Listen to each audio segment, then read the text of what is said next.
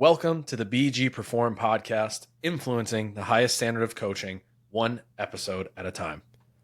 This is the show for coaches, athletes, and high performers who demand more from their training, their clients, and themselves.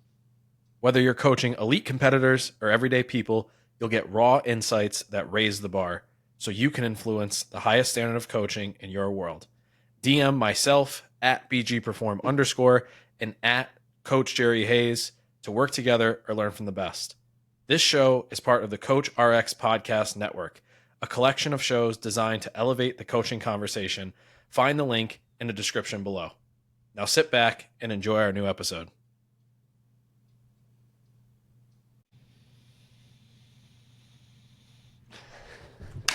All right. You know what it is. You know who it is. We are back. I don't even know if I've been saying that the last couple episodes. I couldn't tell you. I feel like I haven't been saying that. Well, we're back either way. Either way. You know what it is. Now. You know who it is. We are back with another episode of the BGPerform podcast. Today, episode 3, we're going to be talking about principles versus methods. We've had a topic on this a while back, but this one's going to sound better because of my expensive mic and my nice camera. So He's still not over how much the mic costs.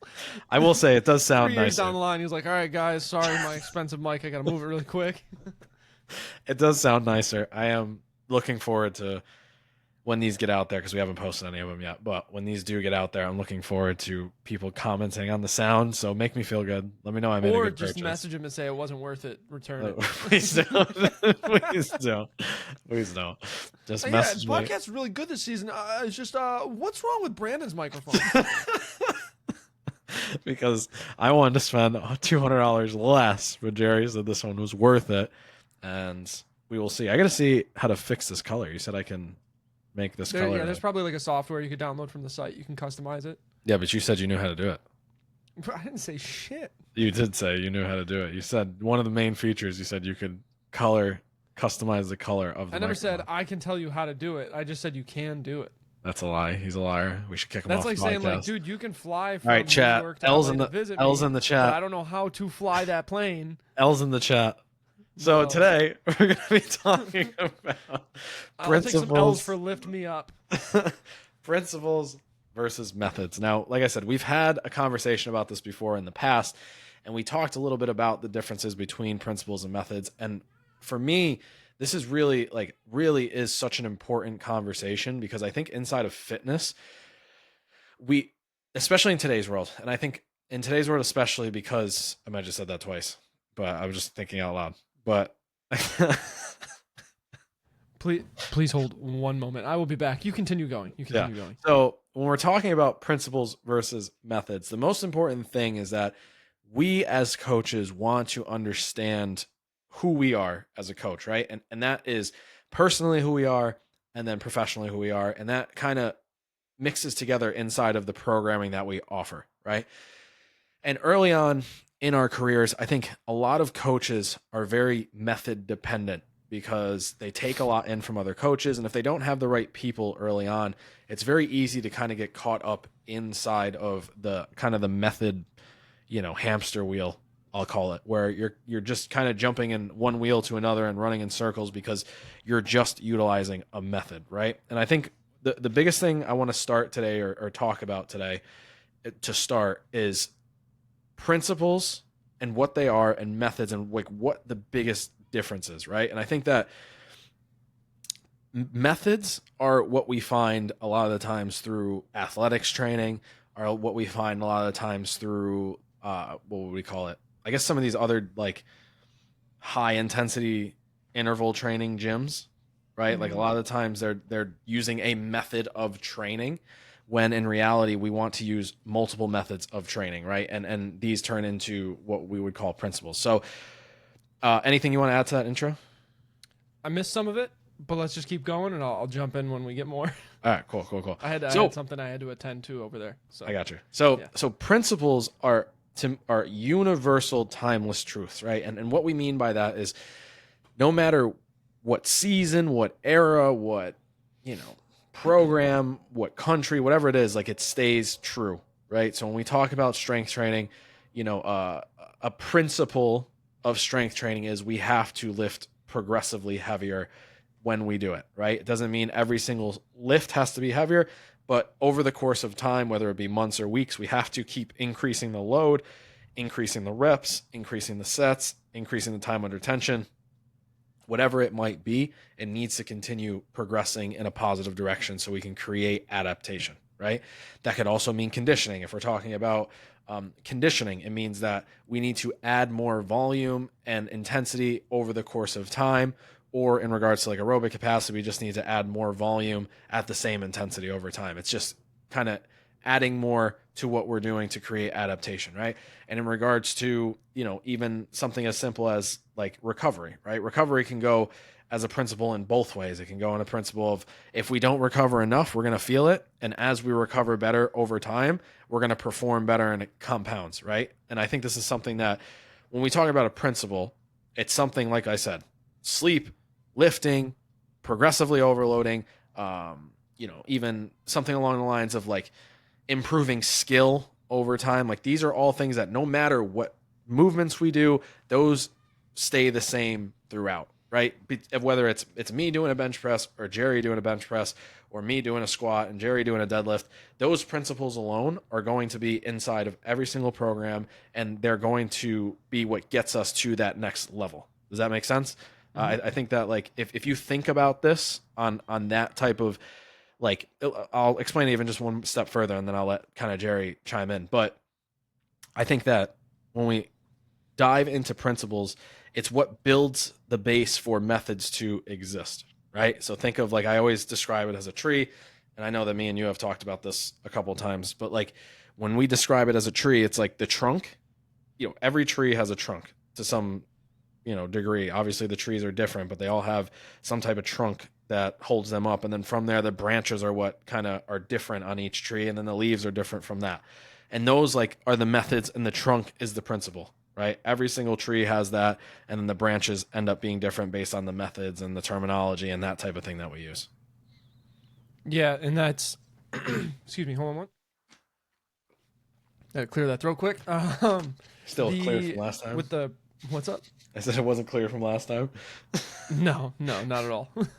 As far as principles go, I think the biggest thing is when a lot of new coaches come into the industry too, you'll see people try to make like new waves and change things, but it's never the principles that change. Unless you have someone who's absolutely nutty and they're saying like, don't sleep, that's terrible for you. And then you have those big contrarian thoughts that come in. But the principles, like Brandon was saying, are always flat across the board, pretty much going to stay. I also think like, or go ahead. Sorry. No, I was going to say, if the way I think about it is almost like cooking. Like the principles are like the ingredients, but the methods are going to be like your seasoning. Like you can change the dish a lot just by different seasonings, but you're still going to be making a steak if you're grilling a steak, Yeah. And those are the principles is the steak, which is a principle in your diet. Eat your steak. It's delicious. Also in that principle is medium rare steak. I'll take it rare, but I'll take medium rare too. Yeah, rare or medium rare. Anything above that is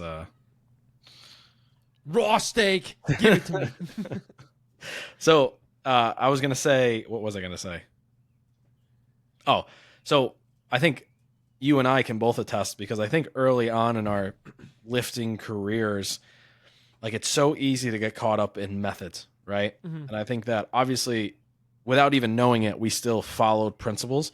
But I think that, it was so easy to kind of get caught up in the idea of like using methods to train. And I think at an early age, it's a lot easier, right? And as an athlete, it's a lot easier to kind of utilize methods and see results. But I think in the grand scheme of things for fitness and for true performance later on in your life, as you kind of get out of that beginner newbie gains phase, the principles are what are going to continue to allow us to progress forward, right?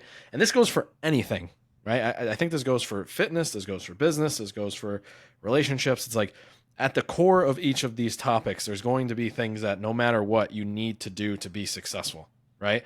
And then the way you kind of utilize them and progress is what, essentially gives us the opportunity to progress and the way that we see customized and individualized to us, right? And I think that in this conversation, we need to realize that like no matter what these like and I don't want this to get confused because methods can be very useful, right? And I want to get into that now is like methods are something that kind of take the principles and make them into something that we can follow, right? But the thing with methods is they continuously change, they continuously adapt. People continuously want to, like Jerry said, be contrarian or be, the new thing on the block, and they will change something just to change it without any rhyme or reason. And I think that's the biggest thing we need to be aware of is that like a method can be tweaked and altered and said differently and shaped differently and sold differently to the point that it can be unrecognizable in some ways, right? But you cannot change the principle of getting stronger, right? You either like if you're trying to get stronger, you need to do less work at a higher intensity. And if you're wanting to improve conditioning, you need to do more work at a lower intensity, right? And that's a paraphrase from a coach that I follow, Sam Smith, who's one of the better minds I've seen in regards to talking about fitness in general, but specifically like functional fitness or CrossFit or whatever you want to call it. So I think that like for examples, right? Like so we talked about the principles, like methods are something along the lines of like Texas squat method or HIT or conjugate or condensed conjugate or what else are we talking about? Anything? 5x5s. Yeah, 5x5s. Anything else that you might think of off the top of your head? Was it the Russian? Was it Russian volume training? What was it called? Oh, German volume training. German volume training. Yeah, It was a different one I was thinking of. Russian something. It was a squat program where it was just heavy ass lifts. I think I remember what you're talking Based about. on percentages. I think it's Smolov, isn't it Smolov? Smolov, yes. Yeah, that Smolov, was it. yeah. Yeah. And like those are all methods, right? But at the end of the day, inside of those programs, the methods are the percentages, the reps, the sets, those things. But the method or the principles are lifting heavier over time, progressively adding weight, and improving our skill inside of a lift, right? Or a movement, whatever we're going to call it. So I think that, a quote that we can use that kind of makes a lot of sense here is that principles are the laws of gravity and methods are how you choose to fly, right? And I think that, we see so many different ways to fly, right? Whether you're an animal or whether you're a plane or whether you're a helicopter, whatever it is. Michael Jordan. Right? And in those methods are just the principles that allow it to fly, which is gravity, right? And I think that that's such a huge point that we need to make inside of this conversation so that because when you split the difference and you start to see the main sides of each, then you can kind of go back into your own programming and look and be like, oh, okay, so like I do see what I'm following is a method, right? Mm-hmm.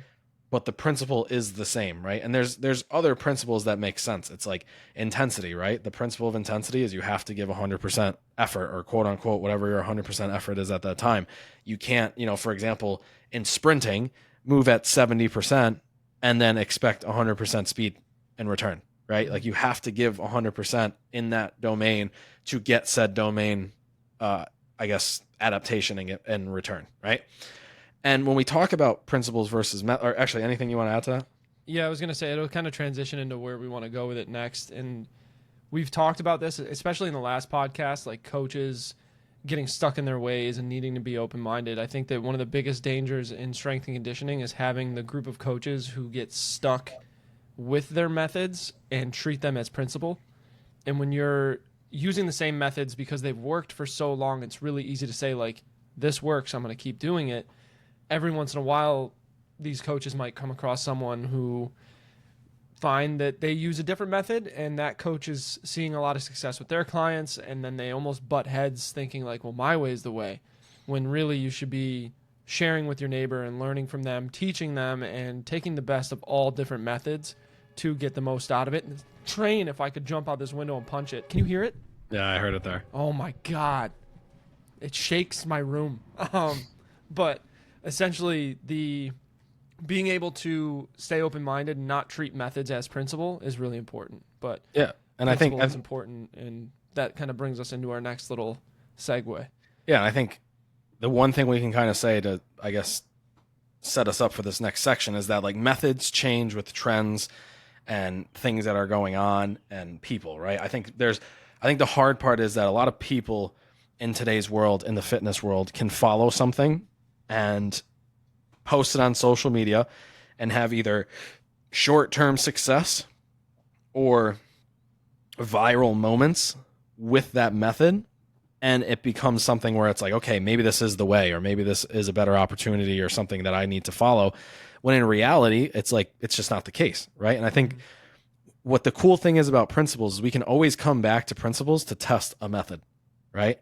And at the end of the day, no matter what method somebody creates, if they're not able to come back to principles and then test it, evaluate it, and then show that it works with like multiple people, then really we can't, you know, rely on that too much at any one point, right? We can still take pieces, but I think like, you know, one of the things we talked about before is like avoiding a trap of, you know, methods tend to be something that people can get very attached to because it does work for one person, right? And I had to deal with this a lot, which we'll kind of talk a little about in the next section, but like I had to deal with this a lot with, you know, fighters, is because I was in a spot where I was kind of brought up on a method of training somebody, right, with condensed conjugate.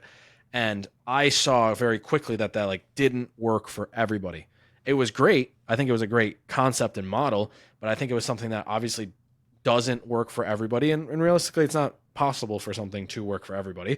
And I had to start to make changes, right? But the changes weren't just random things based off of that. It was, okay, I need to go back to the principles and I need to see what are the things that we absolutely need inside of a program, right? That no matter what are going to be there. And then how can I add and tweak this end part so that it gives them what they need before their event or their fight, right? Anything to add to that? No, that was good. Yeah. And I think that, like, again, a method might work for me because of my body structure, my recovery, the way I eat, the, you know, the energy levels I have, the mental fortitude I have, right? But it might not work for Jerry because he's a little bit longer. He's a little bit you know, of a different athlete from me in a lot of ways, where we have to find something that works for us, right? But at the end of the day, it doesn't matter. We both need to add weight. We both need to recover. We both need to increase skill levels, increase capacity, and that stuff doesn't change, right? But the way that me and Jerry might go about losing weight or gaining weight or getting stronger or getting faster, right? It's going to change because of who we are as individuals. I think that's probably the best way I could explain that between the two of us, right? Yeah, I think like that's where that 10% comes in, where like 90% of people have the same foundations and principles within their programming, and that 10% changes based on the individual. Yeah, And and like that 10% is exactly what you're talking about yeah, right and I now. think like you and I specifically, like if we talk about us as individuals, right? Like there might be times where I know I'm somebody who handles volume a little bit better, right? Yeah, And I know you're someone who doesn't handle volume that well. I So don't it's like, sleep. yeah. So like me and Jerry, like at the end of the day, we might be running the same movements, right? But he might be doing 3 sets, I might be doing five. He might be doing 5 reps, I might be doing eight.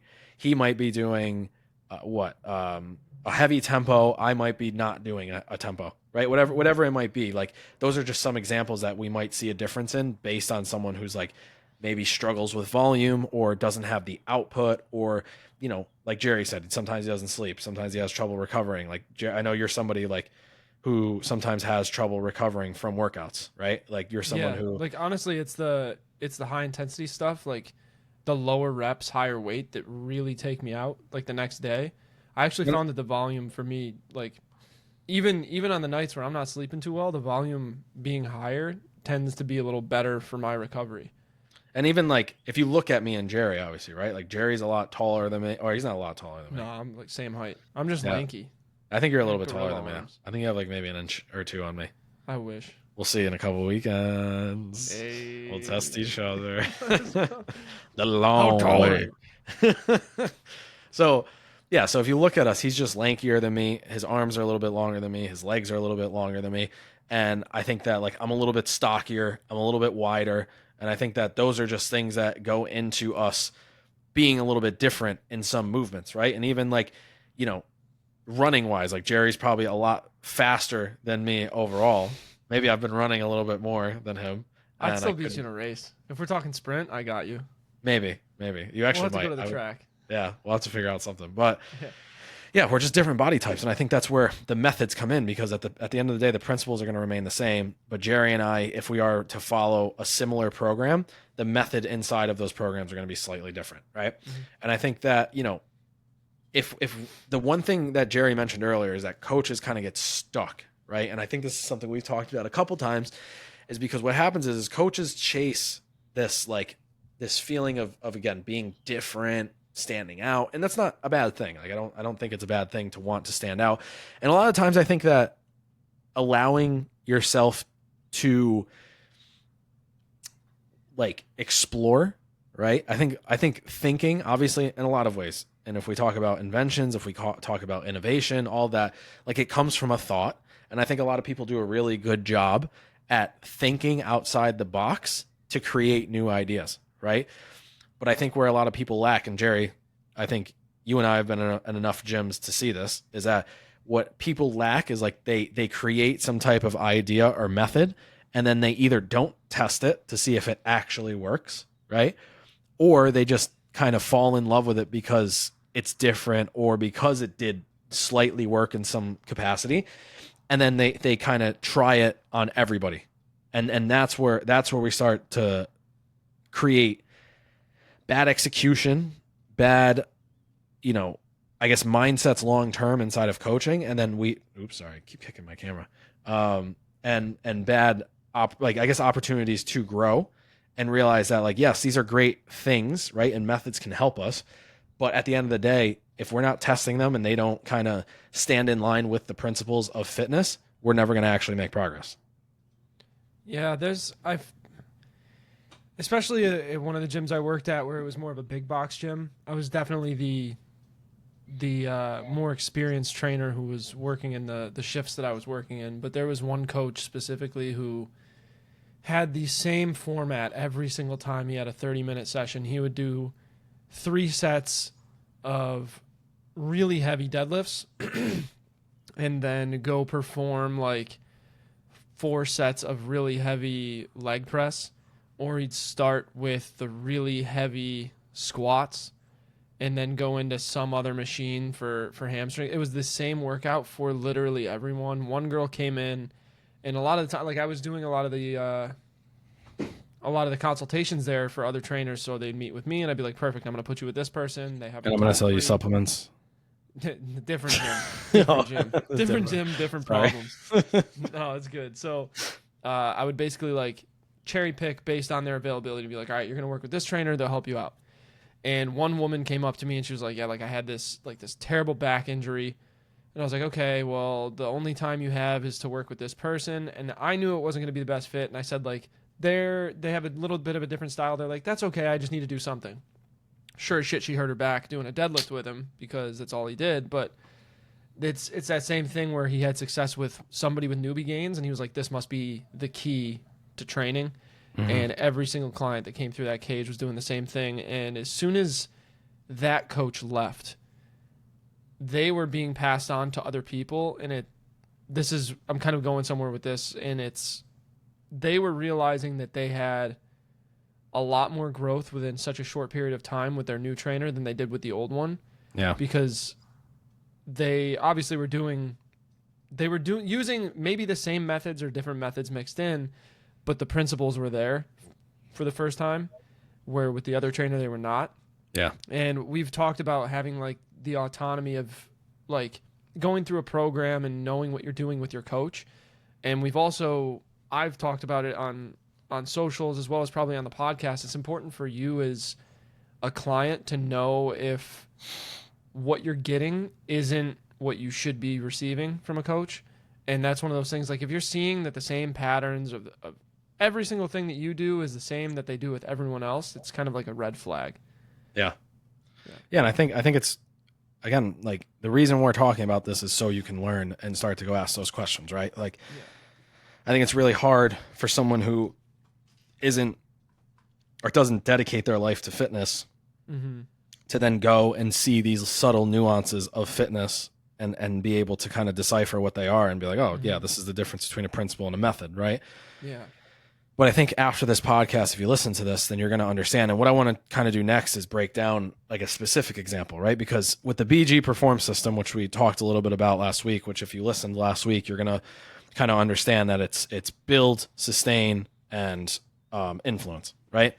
And I think if we look at that as a whole, the reason why we created that is because in each of those methods, right, there's principles, right? And at the baseline, the principle is build, right? It's to get stronger, it's to move better, it's to build capacity, build neurological awareness, build bodily awareness, be able to kind of learn the language of programming, understand coaching, build habits, right? These are all principles and really big habits that we want to see inside of that beginner phase, right? And what I want to kind of give you specifically is like the difference of me working with an average person versus working with a fighter, right? And I think that the reason I really wanted to create this system with Jerry is because we want people to kind of see that there are levels to this, but also kind of know where they can go inside of their fitness, right? And with principles, they can go very, very far, right? But with methods, you kind of get stuck, or you can get stuck and kind of lost at sea, right? Mm-hmm. And I think when we talk about a fighter, I think this is where a lot of people get confused. And I remember first kind of stepping into the realm of training professional athletes. And it's more than just training somebody, right? And obviously, for me, it was an opportunity where I was seeing people that I was like huge fans of that I only saw on TV or I saw fight. And I was just like, whoa, what the hell? Like this dude's right in front of me. And I'm like with him, helping him get ready.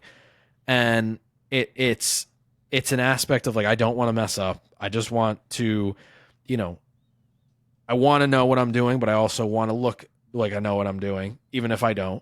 And there's a lot running through your head. And I think that at the time when I first started, luckily I wasn't like just doing it by myself right away because you could see the difference in the methods versus the principles, right? Like anytime some of these guys were working with some of the people at the gym, you were seeing a lot of methods. You were seeing a lot of things that like necessarily probably weren't 100% necessary at the time, but we talk about sport specificity and doing things that look like the sport in the gym. And that's where we start to get lost, right? And I think that with a fighter specifically, it really doesn't look much different, right? If a fighter is to come through the BGPerform system, right? And I've taken every single fighter that I've worked with and every single normal person that I've worked with through this system in some capacity. We all are going to start at the build phase. We're all going to start at building movement capacity. We're going to start at building strength, building neurological awareness, building muscular endurance, building the ability to understand a program, building the habits of being in the gym when it's time to be in the gym and being out of the gym when it's time to be out of the gym, right? And in that next level, sustain, that's where we start to kind of like push ourselves a little bit more. And we have some skills now. We have some things that we've worked on, that we've built or that we've learned. And now it's time to kind of rev it up or turn up the dial just a bit. Make sure we're testing ourselves or pushing ourselves or pressuring ourselves and kind of seeing what we still need to work on, right? Because a lot of that stuff that we worked on early on might be good in bits, but there still might be aspects that we need to work on, and we're not going to see what we actually need to work on until we test that in the next phase, which is the sustain phase. And then the real difference and where it kind of gets set apart in a lot of this stuff is the fighters and the people with specific events tend to go into that influence phase, right? And in the influence phase, this is where we're starting to look at methods. This is where we're starting to look at the specifics of what someone needs and how they need it and where it goes from there, right? And how we get that adaptation or that stimulus to drive from that or to out of that person, right? And I think that's when we do that towards the end, at the very end, when we're about 4 weeks out, that's when we get into that influence phase where and when I say influence, that's when you see someone train, you're like, wow, I wish I was that guy, or wow, I want to be that, or wow, that looks really cool, right? It doesn't mean you need to be doing it, but it's just the idea of seeing someone do something that's getting them ready, whether it be a heavy deadlift, whether it be a French contrast, whether it be, an explosive power method or plyometrics or, ballistics, whatever it might be. Like those are influence method workouts where they stand out, they're unique, they're explosive, they look sexy. Like that's the granola on top of the fitness yogurt, right? And I think that when we talk about it, that's the only difference, right? And I know Jerry can attest to this because he's worked with athletes as well, and he's worked with a lot of people, normal people, and I think that and normal people isn't a bad thing. Don't get it twisted. Yeah, like there's the term NARP, non-athletic regular person. We use that positively in the athletic community. When you're done, you're out of college, you're not playing a sport anymore, and it's more rec league shit. Yeah, you're a NARP, and that's okay. We wear that badge with pride. 100%, 100%. And I think that this is just something we see, and it has to be because the principles are necessary, and those principles allow us to fully maximize the methods to get the most out of them. And I hope that makes sense because I know it's kind of a little bit like going around and now trying to like tie it back in. But anything you want to add to that? No, that was good. I like the granola on the fitness yogurt. That was good. Yeah. I don't know if I'll ever say fitness yogurt outside of that context, but I don't even know. I think it was just because the analogy. That was great. I think it was just because you told me you had yogurt before this, and I also when you did that, I was like, I wonder if you did that because I had yogurt and granola. I also had yogurt before this, and I had granola. Which is why I can't clear my throat. Sorry. I was just thinking of like crunchy granola as like what's the word I'm looking for? It's the icing on the cake. Yeah, icing on the cake, the cherry on top of the sundae, sprinkles on top of the ice cream. I can't think of any other things. The A1 on top of the steak. Hey. Yeah. Okay. Okay. Okay. You lost me on that one a little bit, but okay. I don't know. I was gonna say I don't really fuck with A1, but depends. God, what do you put ketchup on your steak? No. Okay, I was about to say nobody listens to the podcast anymore. We gotta return that microphone. I feel like you don't really need. I mean, you don't really need steak alone when it's seasoned right. You're good. Yeah, you don't really need anything on it. Yeah, I mean, A1's just a nice little like additive. It is. It's not bad. I do like it. Anyway.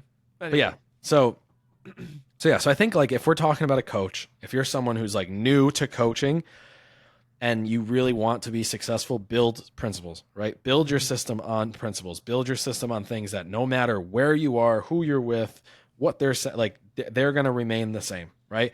And if you aren't sure on what those principles are, study. Go back and study. Go back and look. And I think that, like, again, if you can see something that has a name, it's probably a method, right? If you're seeing, like, again, conjugate method, condensed conjugate, Bulgarian method, Texas squat method, something like that, that's most likely a method, right?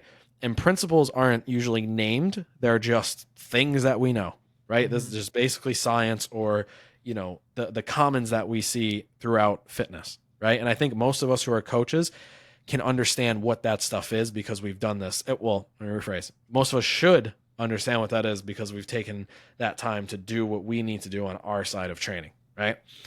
So I think if we can kind of summarize this in some way, right? I think the biggest thing to understand is that if we're looking at principles, these don't change over time, right? They're going to remain the same, and methods are going to evolve depending on the time, the place, the person, the event, whatever it might be. There's going to be methods that evolve, right? And I think if we can understand that, then really this conversation becomes just like so much more simple, and we don't really have to, worry too much about I guess where the conversation goes, because we're going to be able to decipher as coaches, and then as clients, we're going to be able to understand and be like, okay, well, this is a method. It might work, but like, there's also other things that could work for me. Yeah. Jeez, freaking fitness yogurt. I think one of the biggest ways that I would kind of close out, or at least give like a summary of that, is when you know what lane you're in, the methods kind of fall within that lane too. Like if you're in the influence phase, you might be following one of those big methods. Like you might be doing conjugate or condensed conjugate. If you're in sustain, you might be playing around with some of the methods from everywhere. And when you're in that build phase, you might just not. You might, again, have methods sprinkled from everywhere, but it's the principles that matter the most. You're moving, you're doing what you need to do in order to build a foundation, and you're essentially just. You're not doing the basic. I don't want to make it seem like you're not doing what you're supposed to do, but you're doing what needs to be done. All the essentials are covered, but then as you climb up into those other levels, that's where you start to see a little more of that methodology playing in from different areas. You get a little more specificity, and you get a lot of that. A lot of those high end performance outcomes, whether it's like a team sport, individual, whether it's a lifting sport, all of the results that you're looking for come from diving into specific methods over a long period of time. So if you're starting to stress yourself out over methods more so than principles, you kind of have to reshape the way you're looking at things, kind of step back and look from an outside perspective to make sure that you're covering the essentials first. Yeah. And literally, like, I think that's a great way to kind of put it and close it, because that's really all it is. It's just like essentially that, like, it's almost like the principles are the essentials. It's just like the things you absolutely need. And I think if we can understand that, you're going to have a great time in fitness. You're going to make a lot of progress, and you're going to be able to do that for a very long time. Right. And I think that for people who are listening to this, I think, like, go through your training, right? And see if there are things that make sense for you over an extended period of time, right? If you're doing something that you're like, oh, if I did this for 3 months, I couldn't even imagine, right? Like when I put a fighter through the last 4 weeks of camp, if they were to do that for another 2 weeks, like, it might make or break them, right? Like, and that's not to say it's not right. It's just like, it's what we need to do to make sure they're ready, right? So it's like, that is clearly a method, right? And principles are sustainable over time, and methods are something that serve us when we need them. That's it. And then they're in and they're out. That's it. So any last second comments? No matter what you're doing, just give it your all. Yeah. Have some of that fitness yogurt. Have some of that fitness yogurt with the granola on top. Get that granola. Some of that Love Crunch or Con. Our Love Crunch is so good. I need to go get some. I haven't had any. My mom's been making this granola. It's like you know those Italian. I don't know if you ever had them. The pecan cookies. Yeah. You remember those? I know what you're talking So about. my mom, she's they got like a little caramel in it. Not caramel, but like it's almost like hardened, like candied. Yeah. Like the top is really crunchy. Oh, they better be at the wedding. So my mom's been making those, but like almost essentially into granola. Oh God. So she like Sounds makes so I guess it's like, I don't even know if she's just making the cookies and then like breaking it up and then putting it into like, but whatever. I've She's just kind of been like eating cookies. I've been eating it, but it's so good. It's so good. Not bad. Not bad. That was really good. Not bad. But yeah, so eat your fitness granola. And if you guys have any specific questions about the principles versus method conversation, let us know. This is episode 4 of the new season for the BGPerform podcast. We got This is 3. no, is this 3? I think this is 3, isn't it? It is 3. It is 3. It is 3. Soon This is we will be episode on 3. episode 4 of the BGPerform podcast. The next episode, we will be on episode 4 of the BGPerform podcast.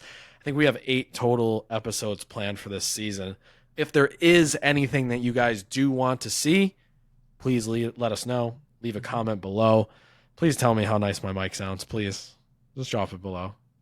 And we will see you guys next Just time. tell them it's terrible. Peace.